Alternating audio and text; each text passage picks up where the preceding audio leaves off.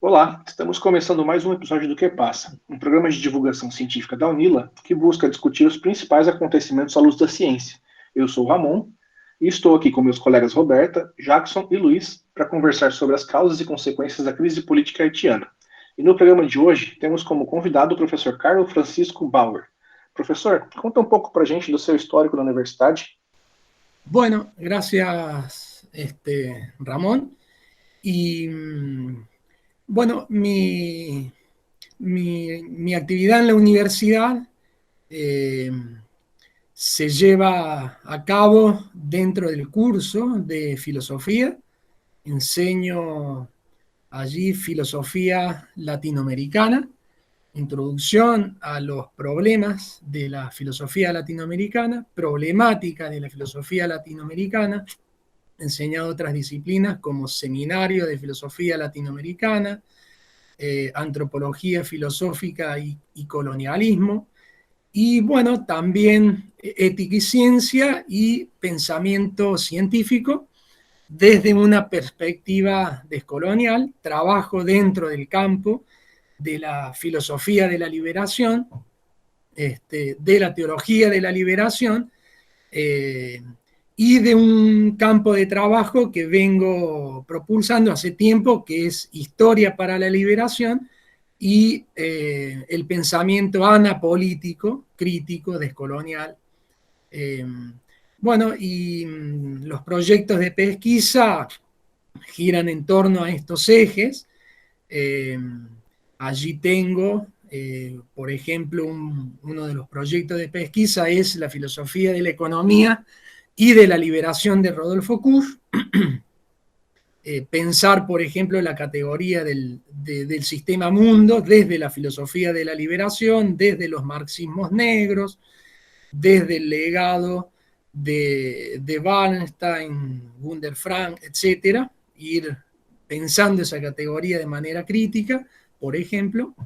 Y otro de los proyectos de pesquisa centrales es justamente huellas americanas, latinoamericanas en la historia universal, y allí me centro en el caso haitiano, que es paradigmático, no solo en la historia de América Latina, sino en la historia y en la filosofía del mundo. Bueno, y el proyecto de extensión que lo vengo trabajando ya año a año es Filosofía Intercultural de la Liberación Latinoamericana, trabajando con movimientos sociales, sindicatos, profesores de la enseñanza media, intentando articular allí el pensamiento latinoamericano, dentro también de la escuela media, allí en Foz do Iguazú, y bueno, y vinculados justamente a sindicatos y movimientos sociales y algunos otros actores sociales. Esa es mi actuación dentro de la universidad. Luego trabajo articulado también a Unidad Popular, que es una fracción del Frente de Todos en Argentina. Eh, He trabajado también con el Frente Agrario y Social en Misiones. Y trabajo articulado con el Centro de Derechos Humanos de la Triple Frontera, que tiene sede allí en Foz, y estamos articulados con los compañeros, con los hermanos paraguayos, argentinos, y todo el tema de los derechos humanos allí en Foz y en Brasil. En algún momento recibimos la visita de Denise Goulart, la hija, en este caso, del expresidente brasilero, allí en el Centro de Derechos Humanos, y alguna otra gente también que ha pasado y ha contribuido también a las actividades. Bueno, esa es en síntesis un poco mi actuación. Estoy también trabajando con la Asociación de Filosofía y Liberación Mundial, que es iniciada y fundada por el doctor Enrique Dussel, que ha sido mi director, mi orientador de tesis doctoral. Estamos trabajando allí con un grupo de profesores y militantes va reuniendo eso, asociaciones de filosofía de la liberación de diferentes países, sea de Argentina, Brasil, Perú, Estados Unidos, España. Así que bueno, tenemos allí también un espacio común de intercambio y trabajo con respecto a todos estos temas descoloniales, críticos, liberacionistas, etc. Bueno, eso sería en síntesis un poco mi actuación en la universidad y articulado con otros campos também. Perfeito, professor. Agradecemos sua presença. A gente fazer esse bate-papo sobre a situação do Haiti, né? Então, uma das também dos elementos de pesquisa que você tem atuado, né? Então, professor, para a gente começar esse papo sobre os últimos acontecimentos no Haiti, a gente viu que surgiu nos noticiários a notícia do assassinato do presidente do Haiti, né? Jovenel Moïse. Como é que a gente pode explicar os principais acontecimentos que resultaram em mais essa crise no Haiti recentemente? La pregunta inicial es importante. Sería interesante poderla escalonar porque abre la posibilidad de ir relacionando temas y poder entender un poco y en profundidad también lo que está sucediendo en Haití. Con respecto a esas causas, habría que hablar en principio de causas de corta duración y de media duración, por lo menos en principio. Las causas de corta duración, para empezar por lo contemporáneo y el presente, es tener en cuenta la situación de Haití durante el gobierno del presidente depuesto, Jovenel Moïse. La situación allí era y es muy complicada desde el punto de vista estatal, gubernamental. Tenemos que hablar de una sociedad haitiana asediada, tenemos que hablar de grandes problemas de corrupción, lavado de dinero, tráfico de personas, tráfico de armas. Por ejemplo, Haití no produce armas y las 500.000 armas que allí se encuentran, de dónde han aparecido, ¿no? Es decir, también podemos irnos planteando algunos interrogantes precisos, ¿no? Hay que tener en cuenta también que el presidente depuesto ha establecido un régimen, ¿no? Se está hablando del régimen del PHTK, que es el partido de los cabezas calvas o cabezas rapadas. Es un partido que fue fundado por el anterior presidente, ¿no? Michel Martelly, que a la vez va a nombrar en un proceso bastante acelerado, porque Jovenel Moïse no tenía experiencia política, él venía del sector empresarial, que a la vez fue un poco esa imagen que se vendió, que se infló de una persona exitosa, empresaria, etcétera. Fue haciendo el paralelismo, digamos, de norte a sur, muy similar al movimiento que se hizo con Macri en la Argentina, ¿no?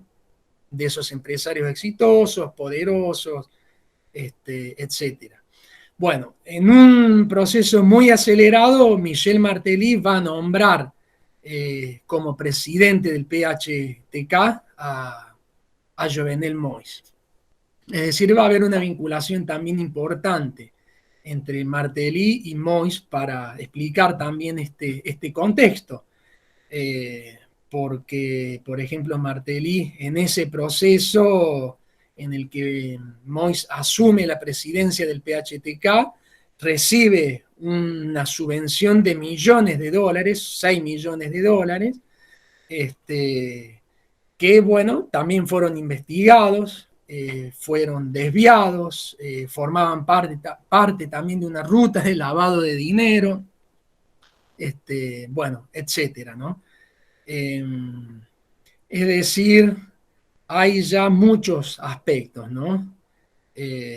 Al interior de la estructura del PHTK, estableciendo un régimen, las rutas de lavado, las rutas de lavado de dinero, las rutas de tráfico de armas, y el otro aspecto fundamental es las represiones ejercidas, ¿sí? A través de comandos armados, subvencionados por el gobierno, al estilo de los Tonton Macoutes que aplicó el régimen de Duvalier, que era una policía represiva especializada,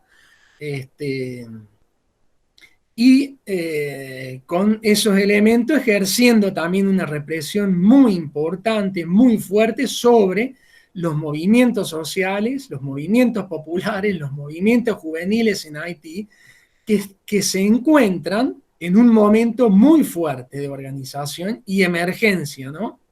De un emerger muy fuerte. Un poco silenciado porque la prensa, digamos, en general internacional, salvo medios alternativos que no tienen una difusión masiva, generalmente no informan, ¿no? No informan adecuadamente. Pero esta crisis también explica, digamos, esos problemas, ¿no? Las organizaciones sociales en Haití se encuentran en estos momentos en un emerger muy fuerte. Se han registrado protestas frente a esta gestión de Jovenel Moïse de 600.000 personas, de 1 millón de personas y hasta 2 millones de personas en las calles protestando contra el régimen de Jovenel Moïse. Luego, las organizaciones sociales tienen un acuerdo firmado, Marriott se llama, en donde allí se acuerda una salida de esta crisis a través de otros medios, ¿no? Es decir, luchar contra la corrupción, luchar por una profundización de los procesos de democracia, etc. Entonces, esto a la vez también nos va indicando que las causas de este magnicidio en realidad tienen otros actores, ¿no? Tienen otros actores, hay otros sujetos detrás y que han, de alguna manera, en estos últimos momentos han ido emergiendo ya explícitamente, ¿no? Entonces, en lo que hace a causas de corta duración, tenemos que decir que son varias y son múltiples los problemas, ¿no? En lo que hace a las causas de media duración, hay que centrarse en lo que denomino el eje Caribe, ¿no?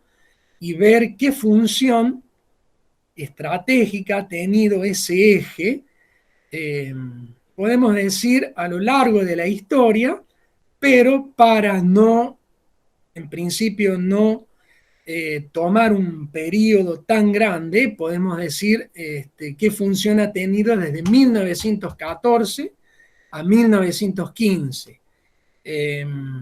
Por ejemplo, en 1914 se asesina también a Oreste Samor, presidente de Haití, de 1914 al 17, al 19, hay una sucesión de más de 5 presidentes.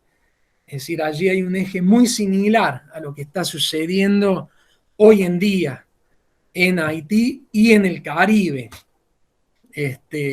Y bueno, y obviamente la relación de ese eje del Caribe con quien toma posesión de ese eje en 1914 y establece la primera intervención de Haití en 1915, que es el imperialismo norteamericano, que tiene su injerencia hasta el día de hoy, ¿no?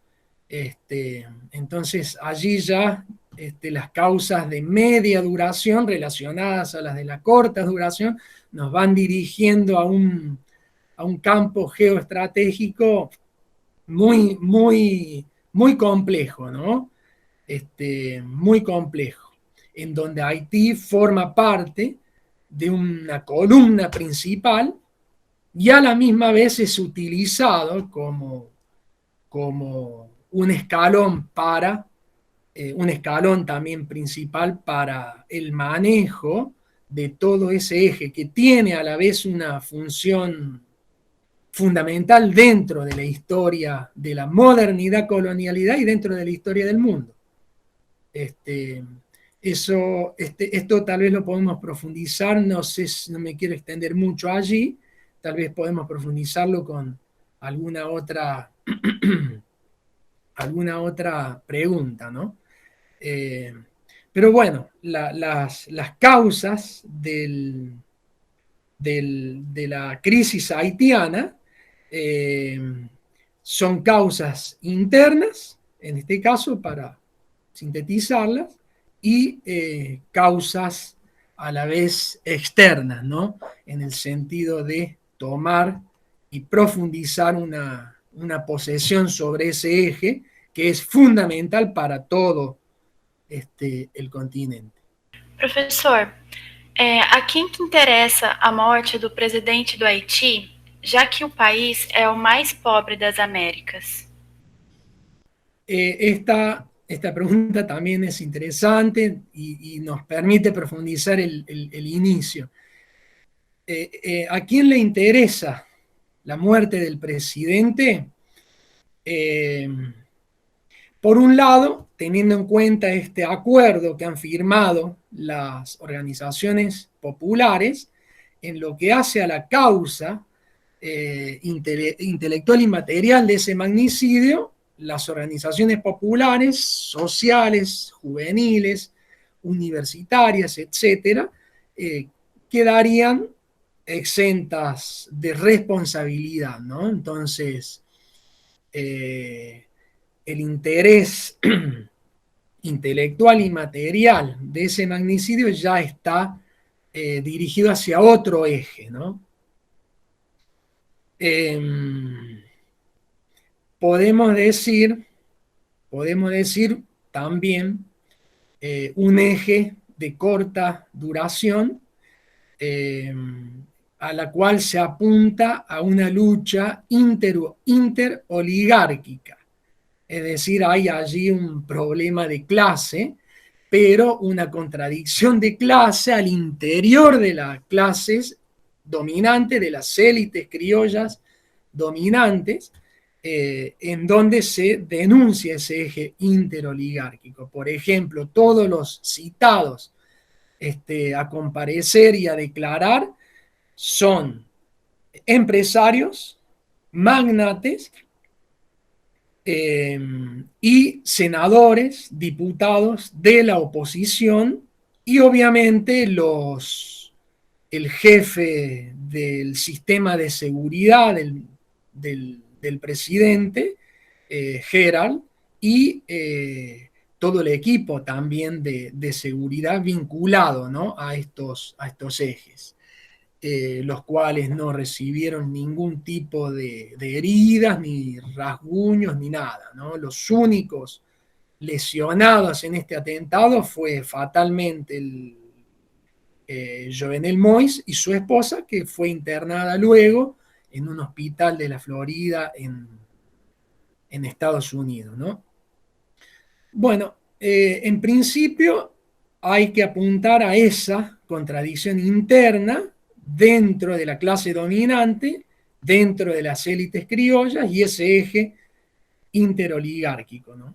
Luego, el otro aspecto fundamental que se denuncia, el otro eje que se denuncia es el eje Bogotá-Washington, en donde justamente ya hay que comenzar a hablar también de otro problema que se va explicitando y va mostrando y comienza a mostrar sus dimensiones, ¿no? Que es justamente la relación de comandos paramilitares con las estructuras de los ejércitos estatales.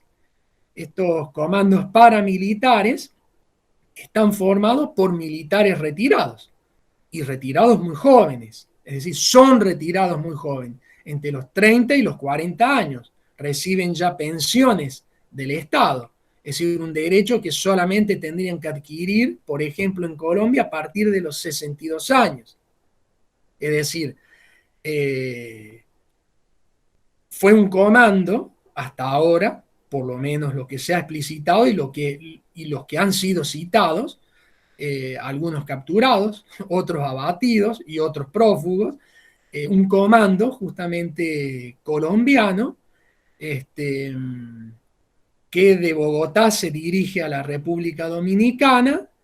Al parecer se termina planeando dicho magnicidio en República Dominicana, entran por la frontera del Carrizal hacia Puerto Príncipe. Bueno, allí se abre una problemática contemporánea muy, muy profunda. La privatización de las Fuerzas Armadas, la relación de los orígenes de los grupos y los comandos paramilitares con las estructuras del ejército estatal, la relación con los contratistas, porque va a comenzar a haber una mudanza de nombres, que en realidad son eufemismos, pero la esencia de la acción violenta continúa siendo la misma. Ahora ya no se van a llamar, digamos, soldados estatales, no se van a llamar mercenarios, no se van a llamar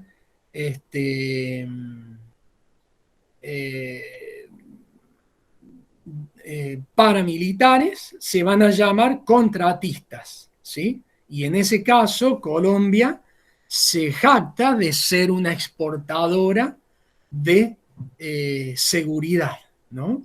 Para garantizar la estabilidad del continente. Es decir, ese sería también el discurso del otro lado de las estructuras dominantes, hegemónicas y a servicio, ¿no?, de dichas estructuras. Colombia en eso también tiene una cierta historia, una cierta tradición en responder a los servicios y requerimientos de la Casa Blanca, así como en el 50 envió soldados a la guerra de Corea. En este caso, ese comando ha sido contratado también y aquí se abre otra perspectiva, ha sido contratado por una empresa norteamericana que tiene domicilio en Miami, ¿no? CTU Security se llama la empresa. En esa dirección radican 220 a 225 empresas más. Entonces, allí hay una vinculación muy importante, ¿no? Entre las estructuras del ejército estatal colombiano, las estructuras del ejército norteamericano, porque ha sido reconocido por el Pentágono que estos paramilitares recibieron instrucción por el ejército norteamericano, y la relación con el capital financiero. Entonces, ya se puede comenzar a hablar de una privatización de las fuerzas militares, de una transnacionalización del crimen organizado, sumamente organizado. Así que, digamos, y se trata de una estructura muy compleja en uno de los países. Yo allí, digamos, señalaría más que pobre, empobrecido, ¿no? Ese es un concepto que con los compañeros haitianos y con los haitianos que hemos trabajado y venimos trabajando hace ya tantos años, ya hace más de 20 años, siempre lo aclaramos, ¿no? Haití es un país rico en historia, tiene una historia única, y ha tenido muchos recursos, por lo cual el imperio en su momento hizo de ello la colonia más rica económicamente del imperio mundo y de la economía mundo francés. Un tercio de la economía mundo de Francia salía de Haití. Así que, digamos, se trata de un país empobrecido, ¿no? Por los propietarios de esclavos o las revoluciones propietarias de esclavos, como fue la Revolución Francesa y la Revolución norteamericana.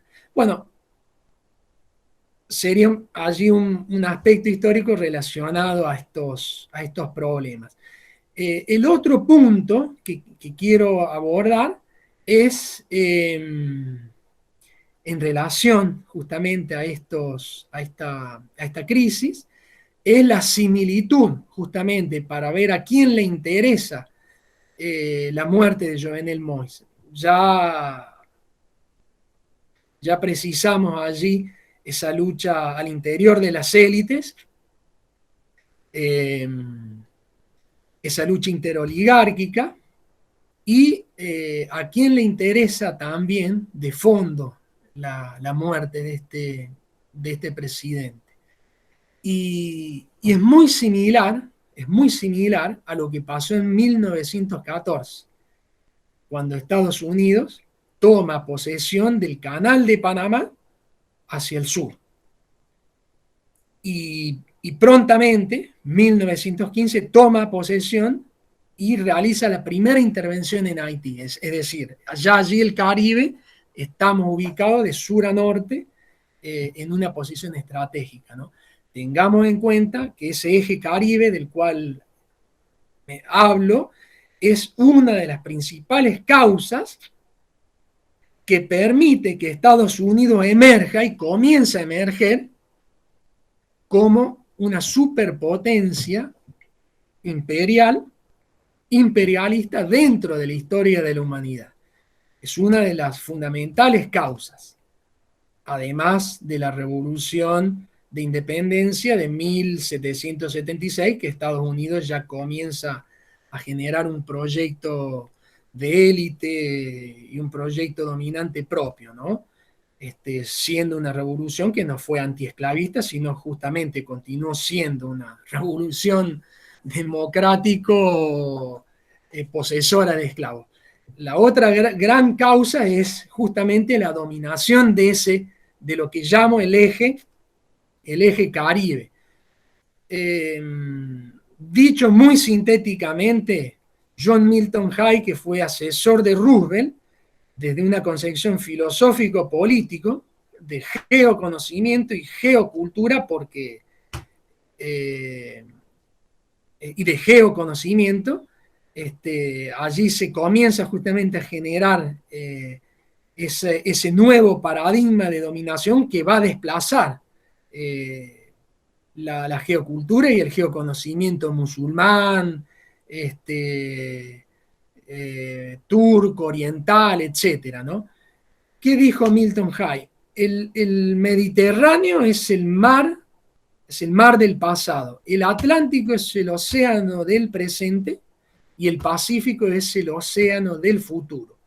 En una expresión filosófico-pragmática sintetizó toda la carrera presente y futura de los Estados Unidos, y tiene allí al Caribe y al eje atlántico que va a desplazar al Mediterráneo y a toda la zona del Turán-Tarín, es decir, toda la zona del oriente, va a desplazar. Entonces, ese es un eje presente y pasado que es fundamental para los Estados Unidos y del cual no va a querer perder ningún tipo de injerencia ni de influencia. Entonces, este magnicidio que es muy similar a lo que pasó con Oreste Zamor en 1914, tiene una lógica no solo reducida al contexto haitiano, ¿no? Micrológica, tiene una lógica macro, ¿no? Entonces, allí podemos comenzar a ver otras relaciones también. Haití-Cuba, Haití-Venezuela y la Petrocaribe, Cuba-Venezuela. Hay allí aspectos muy, muy importantes. No es casual tampoco la injerencia y la profundización, en este caso, de la dominación norteamericana o el intento de dominación norteamericana sobre Cuba, ¿no? Iniciada por Trump y continuada por Biden dentro de este contexto del Caribe. Entonces, la muerte del presidente Jovenel Moïse, del expresidente Jovenel Moïse, ¿a quién le interesa? Y la desestabilización de Haití, el concepto de crisis permanente de Haití, y la desestabilización del Caribe, como un eje fundamental dentro del continente, bueno, digamos que tenemos allí ya puntos importantes que nos van dando la posibilidad de entender y de responder a algunas cosas. Ahora, con respecto a la lucha interoligárquica, hay un aspecto muy importante. Hay un artículo de la Constitución haitiana, que es el 134.2, que dice que lo importante en la elección presidencial es la fecha de la elección y no cuando asume el presidente. La fecha de elección de la presidencia de Jovenel Moïse fue en 2016, 7 de febrero del 2016. Hubo un proceso en donde se investigó fraude, en donde se investigaron muchas cosas que no tenían que ver justamente con procesos democráticos. El anterior presidente era quien lo había apoyado, Michel Martelly, y Jovenel Moïse asume recién en 2017, por lo cual él deduce que su mandato iba hasta el 2022, cosa que es falsa. Pero fíjense lo siguiente, él aplica ese mismo concepto, ese mismo artículo 134.2, ¿a quién se los aplica?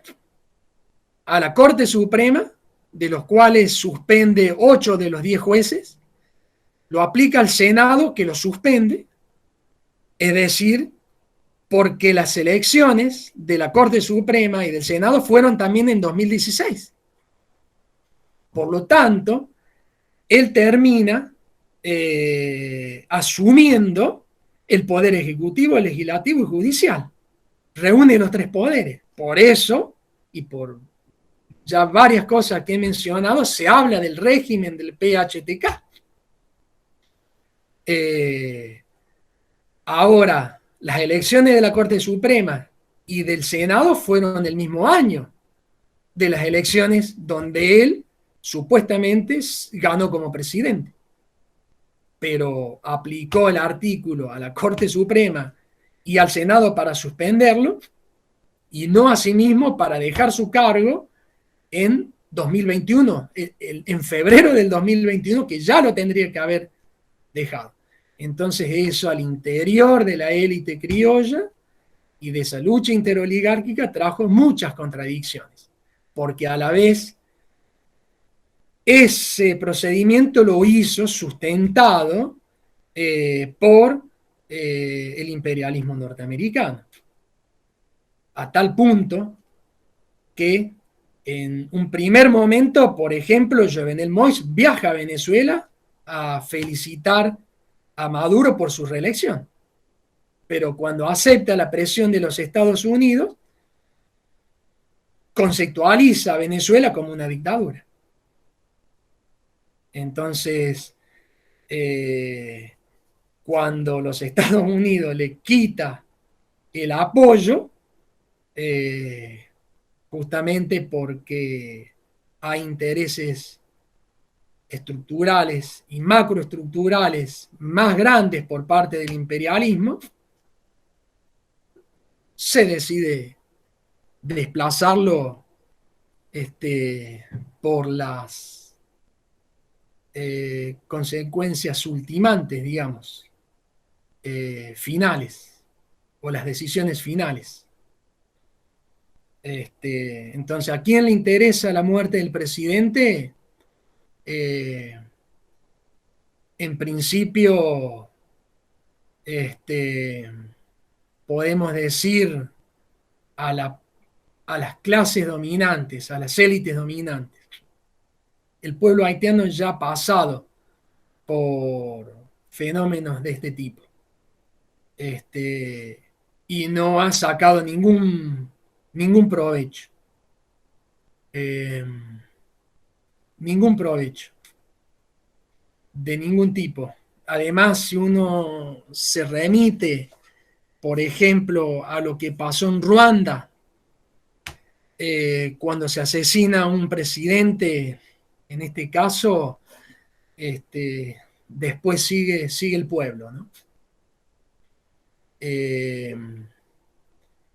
Las organizaciones sociales, populares, juveniles, universitarias, por lo que han luchado y por lo que luchan es por otros procesos de profundización de la ciudadanía, de la democracia, etc. Bueno, y desde la criminología y la criminológica, la forma en la que lo ultiman a Jovenel Moïse también tiene una explicación lógica que deja también exento de responsabilidad, por lo menos en mi opinión, a las organizaciones sociales, etcétera, ¿no? Hay un mensaje allí también. Eso se puede hacer esa lectura desde la criminología y la criminológica. Los que están en eso saben que hay cuestiones básicas, ¿no? Son 12 disparos que le propiciaron al expresidente.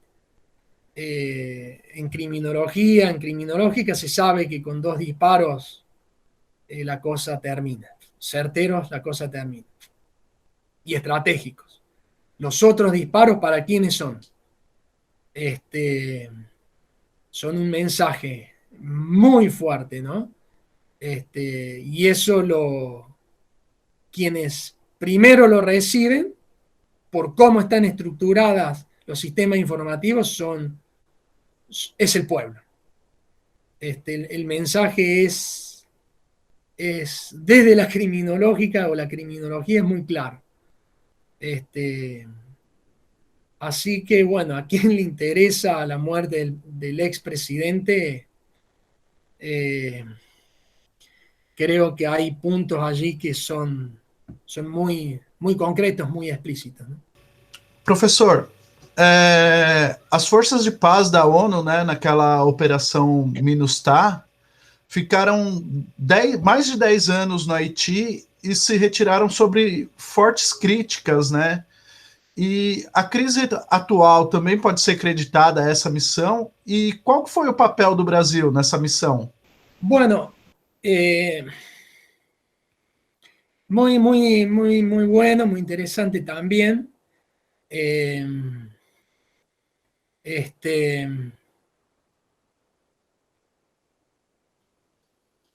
Fíjense que cuando triunfa la revolución haitiana en 1804, el imperio francés impone una deuda que en 1825 va a ser aceptada infelizmente por ciertas influencias también eurocéntricas que tenían algunos mandatarios, no resistieron y no se opusieron a esa deuda. Deuda que Haití logró pagar en 1947. Es decir, se impone una deuda ante un momento importante de Haití. En 1947 se logra pagar esa deuda en otro proceso muy importante de Haití que se llama la Revolución del 46, que tiene, por ejemplo, a Jacques Romain, a Jean-Pierre Mars, como uno de los, como mentores de esa revolución del 46, el origen del concepto de negritud, que va a ser tan importante para el continente, incluso para el proceso de descolonización del África,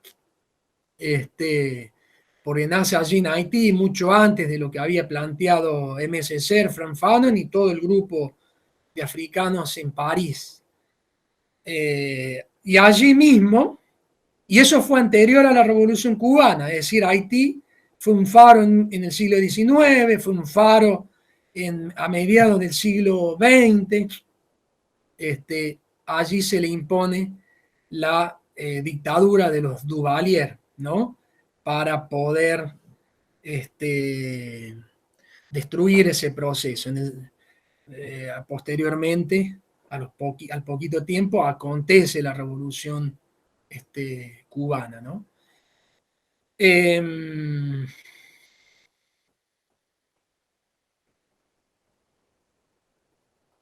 Fíjense un proceso que se comienza en los años 90, nuevamente.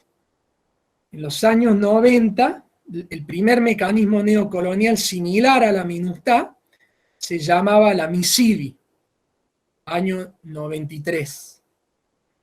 ¿Qué acontecía en el continente americano, latinoamericano en ese año? Una crisis total de neoliberalismo y neocolonialismo prácticamente en todos los países.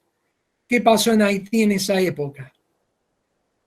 Gana la primera presidencia Jean-Bertrand Aristide, que era un teólogo de la liberación. Es decir, Haití emergía nuevamente como un faro para el continente. Jean-Bertrand Aristide va a ser depuesto en esa época, en su primera presidencia, ¿no?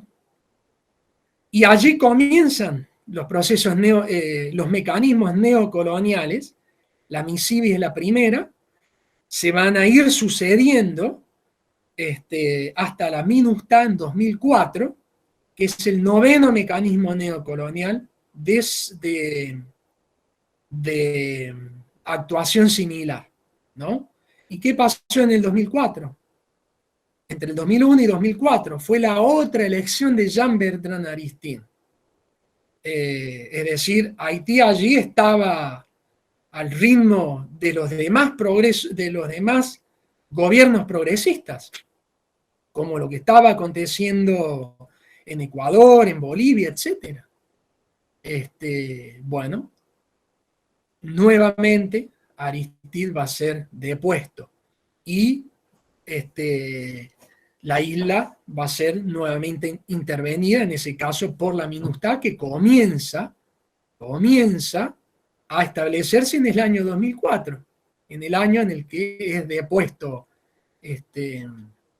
Aristide. Esa MINUSTAH es comandada por los Estados Unidos en su imperialismo estruendoso y por Canadá en un tipo de imperialismo más solapado y más sutil. Luego, infelizmente, se van a articular tropas de ocupación llamadas tropas de paz, es otro eufemismo, de todos los continentes. ¿Sí? Va a haber tropas de ocupación del África, de América Latina, de Oceanía, del Asia, de todos los continentes va a haber tropas de ocupación. Infelizmente, de América Latina, el único país que no envió tropas de ocupación fue Cuba. Luego, todos los demás países latinoamericanos tuvieron tropas de ocupación. Y el comando de las tropas de ocupación, infelizmente, lo llevó a cabo el Brasil. El Brasil tenía el comando de todas las tropas de ocupación latinoamericana. Infelizmente, no digamos bajo gobiernos de ultraderecha, como los que acontecen hoy, sino infelizmente bajo gobiernos progresistas. Una crítica importante que vale para realizarlas profundamente y poder mejorar, digamos, esa visión, porque el problema de Haití remite a problemas muy profundos. No escaparon al gobierno progresista de los Kirchner, no escapó al gobierno progresista del Frente Amplio, no escapó al gobierno progresista de la Revolución Plurinacional de Bolivia, no escapó al gobierno progresista de Lula, no escapó. Porque a la vez que hay un desconocimiento profundo de la historia latinoamericana, en los más altos mandatarios, también hay un desconocimiento profundo de la filosofía de esa historia que han sido los motores de esa revolución haitiana. Pero es muy profundo el problema, porque un problema latinoamericano que se acarrea ya de siglos. El error también lo cometió en su principio Miranda, infelizmente lo cometió Simón Bolívar, que dejó fuera a Haití del proyecto de la Gran Colombia, que había iniciado Miranda. ¿Sí? Si uno revisa la correspondencia epistolar, yo he revisado la correspondencia epistolar de Bolívar con Inglaterra, Rusia, Francia, Italia, Alemania. La correspondencia con Inglaterra es muy importante, porque hay una correspondencia con Jeremías Bentham, por ejemplo, el gran filósofo parlamentario inglés, del proyecto moderno colonial inglés, donde Bolívar le pide, le suplica ser discípulo de él. Y cuando hablan y cuando Bentham felicita a Bolívar sobre el proceso de independencia que está llevando a cabo, nunca menciona la revolución haitiana, siendo que el proceso haitiano ha sido, en cada una de las etapas de la historia latinoamericana, ha sido un faro.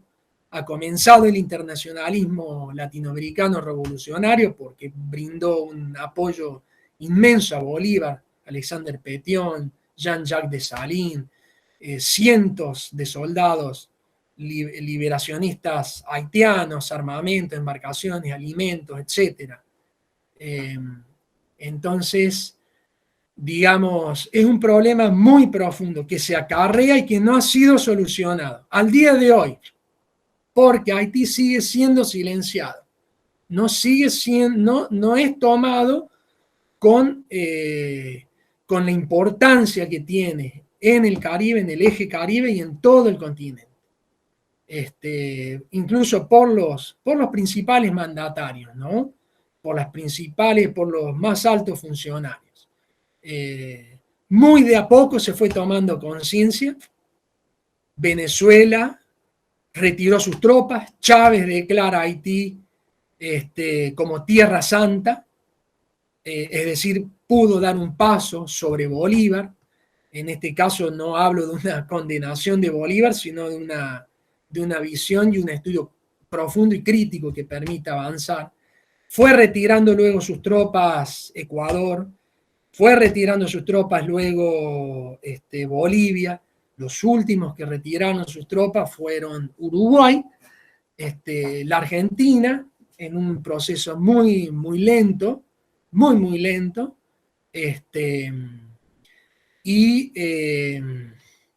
digamos que ese tema de la MINUSTAH, la comandancia del Brasil en las tropas latinoamericanas y la posición de ni siquiera hablemos de los gobiernos de centro derecha y ultraderecha del continente, sino de los gobiernos progresistas frente a Haití y frente al Caribe. En ese caso nos están mostrando una nos están obligando a un estudio profundo de ese eje, ¿no?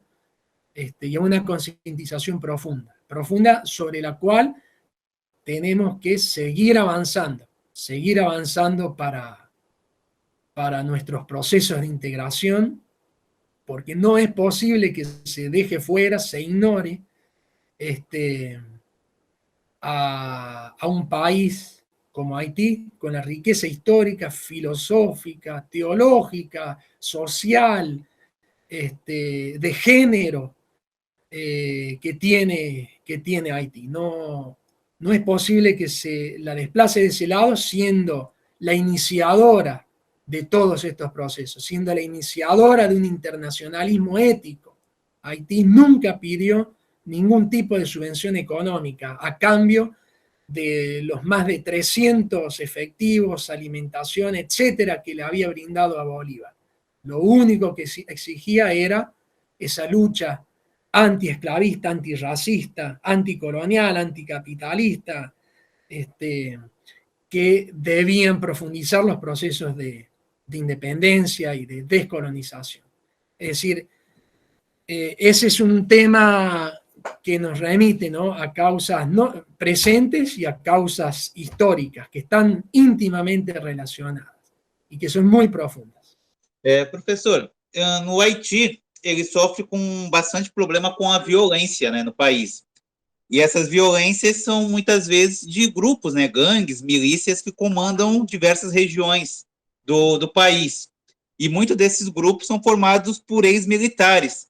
Então eu queria saber qual que é a influência dessas milícias dentro do Haiti e se eles também têm alguma influência política na região. Perfecto, sí. Bueno, eso es muy específico. En realidad, lo que llaman milicias son en el mundo hispánico las organizaciones, podemos decir, del mercenazgo, los mercenarios, y lo que son las organizaciones paramilitares, y de lo que se está hablando justamente a raíz de todo este problema es justamente de una paramilitarización de la sociedad haitiana y latinoamericana, ¿no? Lo otro que se denuncia es que justamente este eje paramilitar se ha transformado en uno de los más grandes negocios en Haití, como en otros países, ¿no? De alguna manera también hay quienes hablan de una especie de colombianización de Haití y del continente, ¿no? Porque comenzar a privatizar las Fuerzas Armadas es dar un giro, ¿no? Dominador, hegemónico, que aumenta completamente el contexto de impunidad o de acciones impunes, ¿no? Encubiertas, etc. Entonces, allí ya hay también un problema muy puntual y muy específico, porque a la vez, ¿de dónde salen los efectivos de esos comandos paramilitares? Son alimentados justamente de soldados retirados o de policías retirados, que tienen ya una alta formación y una alta experiencia, y que son justamente contratados y buscados por eso, para que apliquen certeramente todo ese conocimiento y toda esa experiencia, ¿no? Entonces, digamos, el otro aspecto es que estos grupos, esta gente, van a operar desde el punto de vista mercantil, van a operar al mejor postor, ¿sí? Y desde el punto de vista financiero, político y estratégico, van a operar dentro de un contexto de guerra sucia, digamos, porque tampoco hay que considerar de que son sujetos desprovistos de ideología. tienen una ideología clara y precisa, respondiendo al mejor postor y a una lógica pragmática y respondiendo a un eje hegemónico, dominador explícito, ¿no? Y de clase social explícita, ¿no? Condenando justamente todos los demás aspectos que son considerados dentro de esa ideología como desorden, como violencia, la cual deben estabilizar. Por lo tanto, el otro objetivo fundamental es debilitar las organizaciones sociales, juveniles, populares, universitarias, etcétera, etcétera, etcétera. Professor, o quanto a localização geográfica impacta no crescimento do país, que vive constantemente sob ameaças de desastres naturais? Bueno, nuevamente situémonos en el eje Caribe. Desde la época de la colonia ha sido llamado el Mediterráneo latinoamericano. Es por donde entra la conquista, por donde entran los primeros esclavos de todo el continente en 1501, que van a ser justamente el sujeto estratégico explotado para la producción y la reproducción de la economía mundo, en ese caso imperial francesa. Es decir, es donde se comienza a gestar el patrón de dominio colonial, neocolonial del continente y del eje modernidad colonialidad dentro de la historia mundial. Y es en donde se comienza a gestar y comienzan a gestar las matrices empíricas de liberación de todo el continente y dentro de ese eje modernidad, colonialidad dentro de la historia mundial también. Es decir, que es fundamental, ¿no? Como huellas americanas en la historia mundial, continental, etc. Haití está en la ruta directa Estados Unidos, Cuba, Venezuela. La dominación de Petrocaribe es fundamental para el imperialismo norteamericano. Haití había recibido más de 2.000 millones de dólares para aplicarlo a la sociedad haitiana. El gobierno de Martelly, Jovenel Moïse, hablaron de crear más de 25 estadios que nunca se construyeron, por lo que hay un dicho en Haití que dicen que esos estadios son los más modernos del mundo, son estadios virtuales, nadie los ha visto. Y está comprobado ya, desde una investigación que viene del año 2013, la participación directa en los desvíos de esos fondos de Jovenel Moïse. Habrá que ver en los sucesivos días qué sigue explicitándose y emergiendo de todo eso. De Estados Unidos a Venezuela hay 5 días de viaje. Hay 45 días de Estados Unidos hacia Arabia Saudita y más o menos unos 30 días cruzando por el Mediterráneo. Así que digamos que es una zona muy estratégica. Y el ataque a Cuba en este caso, en estos momentos, es absolutamente lógico. En un momento incluso de pandemia en donde se bloquea Cuba, una de sus mayores ingresos económicos, que es el turismo, afecta y afectó el eje Cuba-Haití, Cuba-Venezuela y Haití-Venezuela, porque se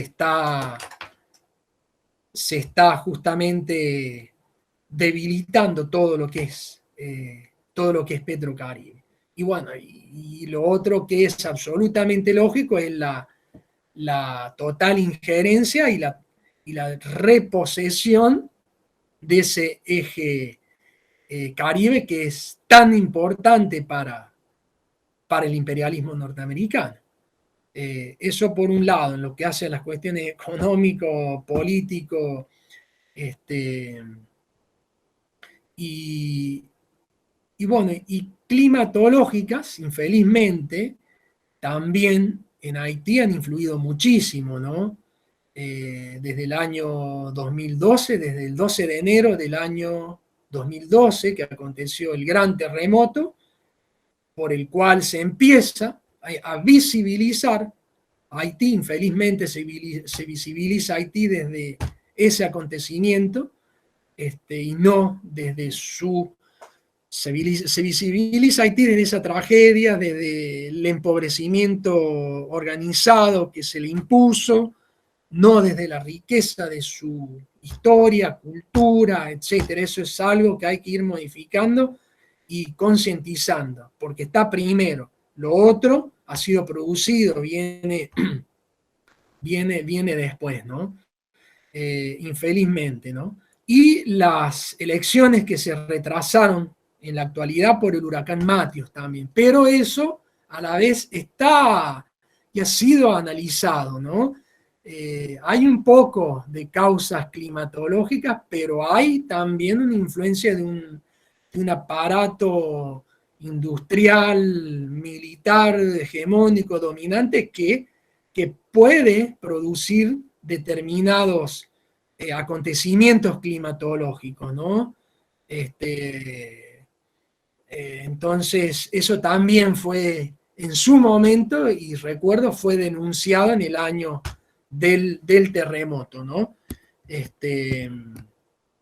Así que, digamos, esa zona y esa región es sumamente importante, sumamente importante.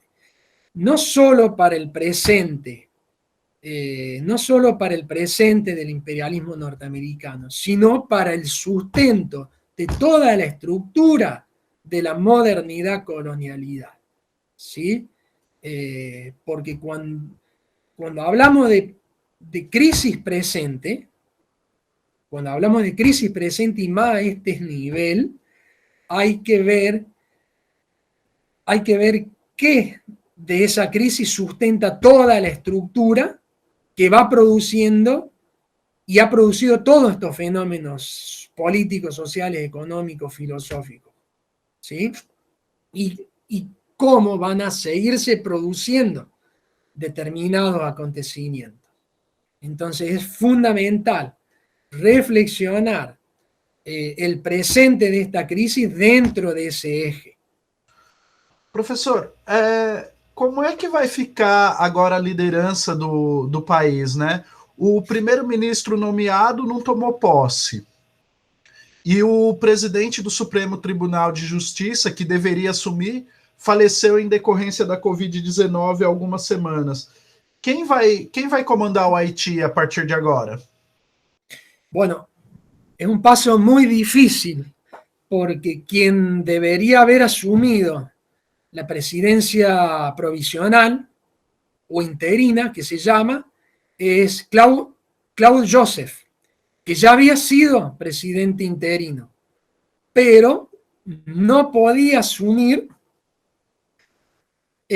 hasta no ser indagado por la justicia, porque fue citado por la justicia haitiana, fue citado por la Policía Nacional Haitiana, PNH, a declarar. Aparentemente, hasta lo último que se ha sabido, no se ha encontrado ningún tipo de relación directa ni indirecta de él con el magnicidio. De todos modos,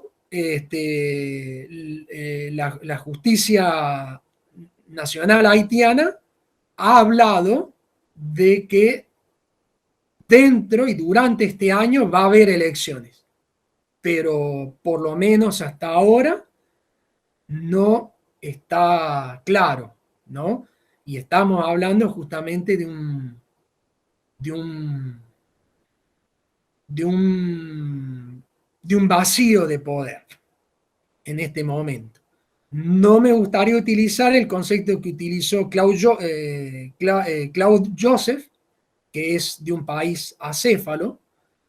Ni bien acontece el magnicidio, él declara un estado de sitio, interviene en las principales capitales haitianas, como Puerto Príncipe, es decir, deja de alguna manera un contexto favorable para la lógica de la intervención, ¿no? Tengamos en cuenta que después de la MINUSTAH siguen dos mecanismos neocoloniales similares, que es la MINUJUS y la BINU,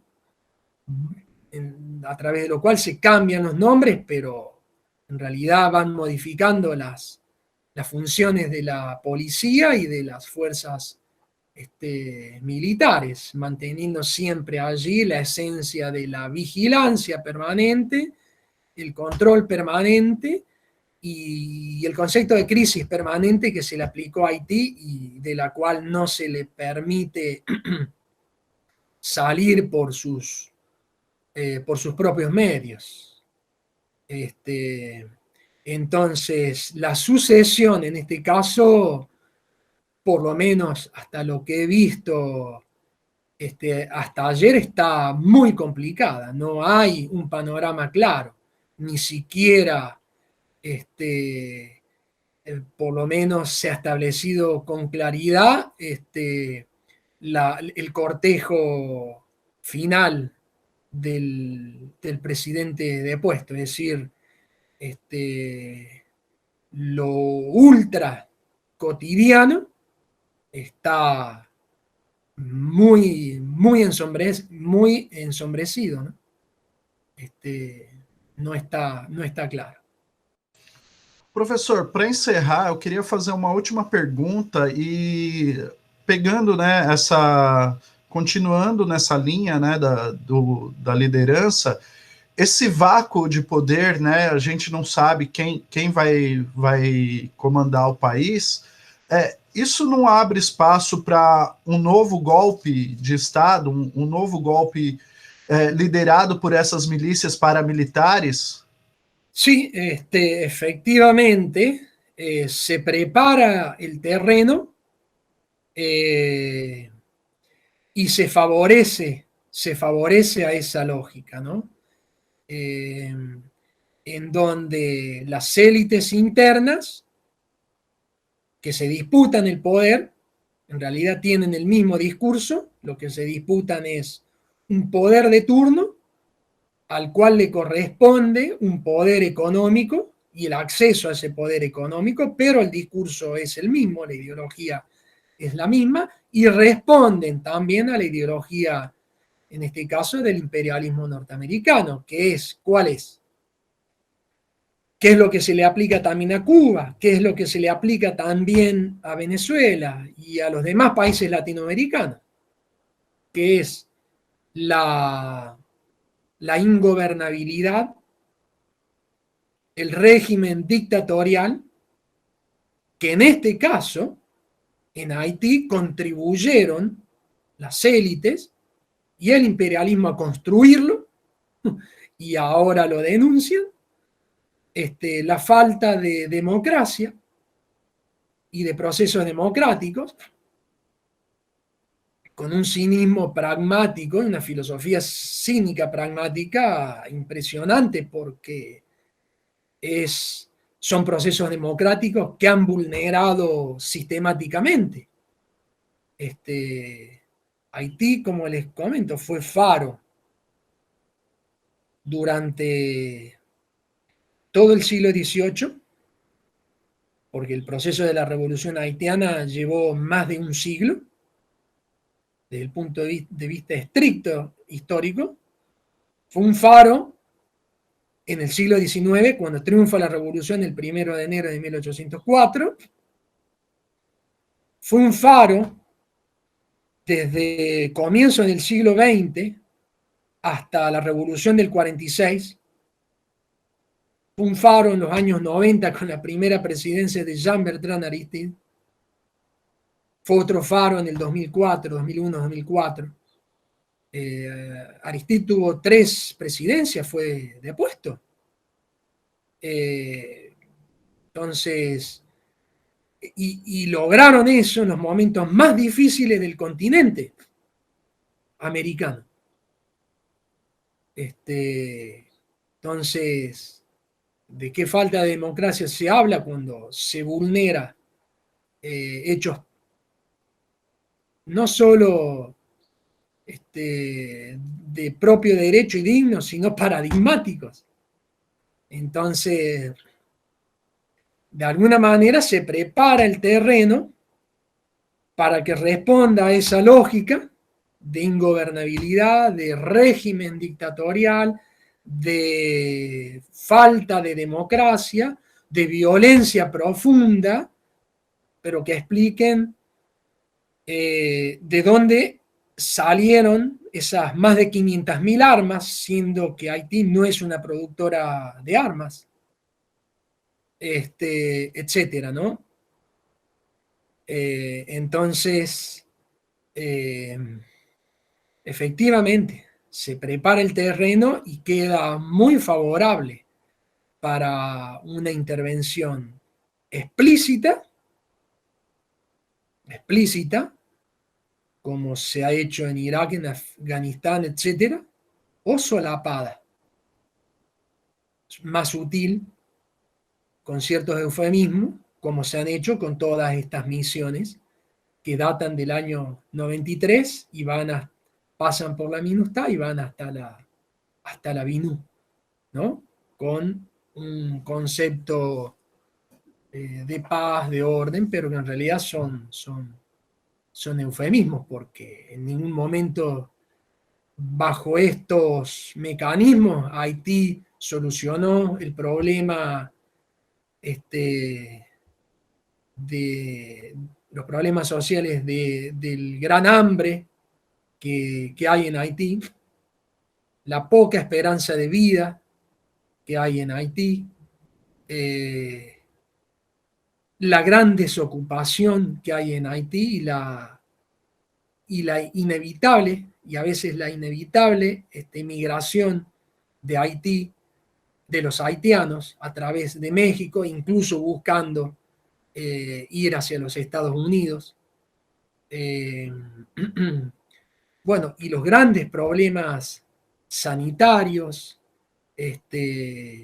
etcétera, ¿no? Es decir, han impuesto allí también lo que llamo un sobretotalitarismo neocolonial, ¿no? A situaciones irresueltas, estructurales, se les van sumando mecanismos de dominación, ¿no? ¿Cuáles son esas situaciones irresueltas, ¿no? Todo lo que generó, por ejemplo, el totalitarismo y el régimen de los Duvalier, que es donde se comienza a estructurar el empobrecimiento de Haití de una manera sistemática, hasta el día de hoy, de lo cual Haití no le permiten recuperarse. Porque, por ejemplo, ¿quiénes son los que derrocan en principio a Aristide? Bueno, los principales actores estaban comprometidos, el ex ministro de Seguridad del régimen de Duvalier. Entonces, sobre un terreno estructurado y resuelto, de etapas de crisis impuestas y resueltas, se le van imponiendo mecanismos de dominación, ¿no? Ante los cuales hasta ahora el pueblo haitiano ha encontrado siempre modos de resistir y organizarse, ¿no? A toda esa situación que es muy particular en América Latina, ¿no? Como les comenté anteriormente, ¿no?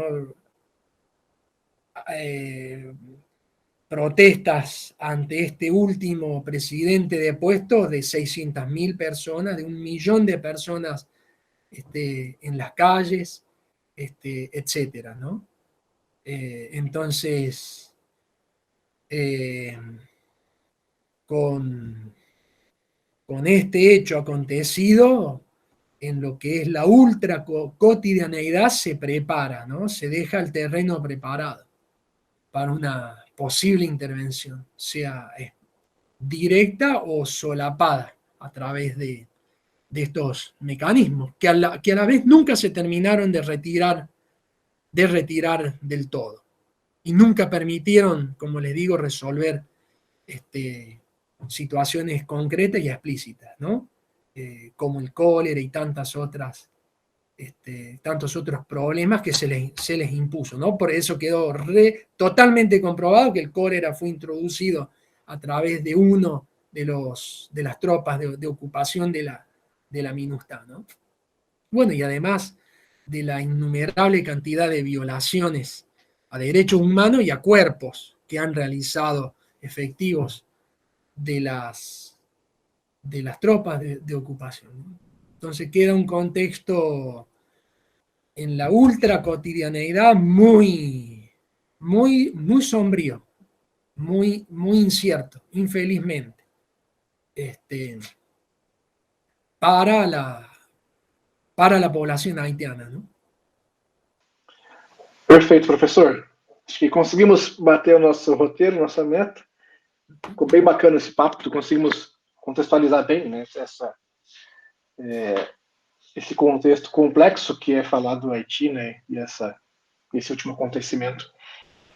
Me parece importante. Tal vez yo quisiera, si es posible, un minutito más para reflexionar sobre las consecuencias de la crisis, establecer allí algunos puntos sobre la consecuencia de esta crisis, ¿no? Es muy breve, no sé si es posible. Sim, claro, fica à vontade, professor, fica à vontade. Que lo tomo además de uno de los mails de intercambio con Roberta, que me pareció importante, justamente que es una especie de conclusión, de una conclusión provisoria y abierta de lo que está sucediendo, ¿no? Como consecuencia de la crisis, yo había pensado también en un contexto interno, ¿no? Un debilitamiento de Haití en un momento de fuerte organización y de protestas sociales, que se va repitiendo como aconteció en 2004, en la década del 90, en el año 46, y obviamente en el comienzo del siglo XIX, ¿no? Que eran momentos muy difíciles también para todo el continente y que Haití de alguna manera siempre tuvo una respuesta, no solo local, sino una respuesta compartida, ¿no? Internacionalista. Retrasar las elecciones, nuevamente, bloquear los canales democráticos que tanto se promocionan desde el imperialismo, pero bueno, estamos acostumbrados, ¿no?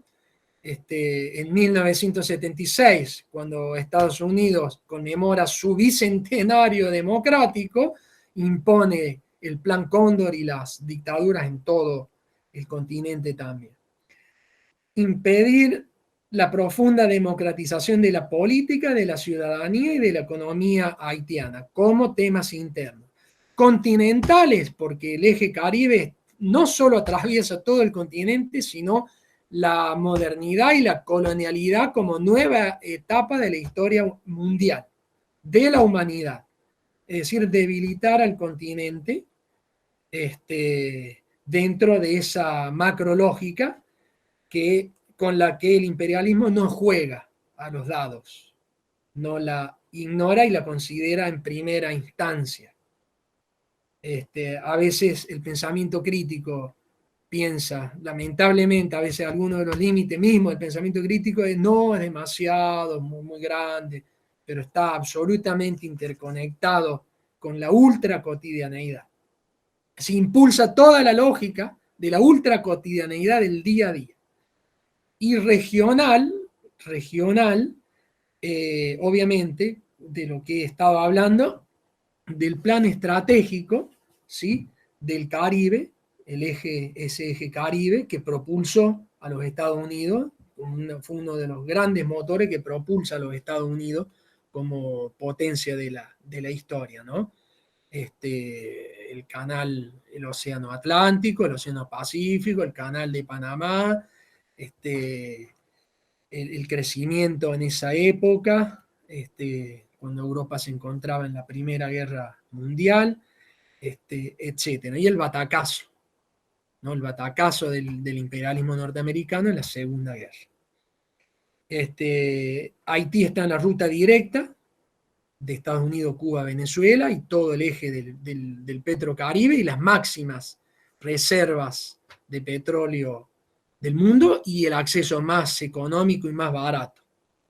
Ni hablar lo que significa eso desde el punto de vista geométrico y económico.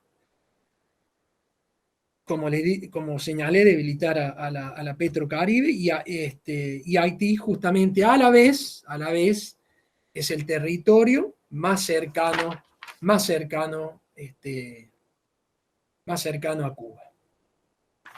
Bueno, quería, como quien dice, sacar algunos puntos en claro. Me pareció importante esa sugerencia de Roberta en el intercambio del mail, y dejar allí algunos puntos más claros de conclusión, ¿no? Y bueno, y en este caso acuerdo con los que dicen ustedes de poder receptar preguntas y intercambios, me parece muy, muy importante.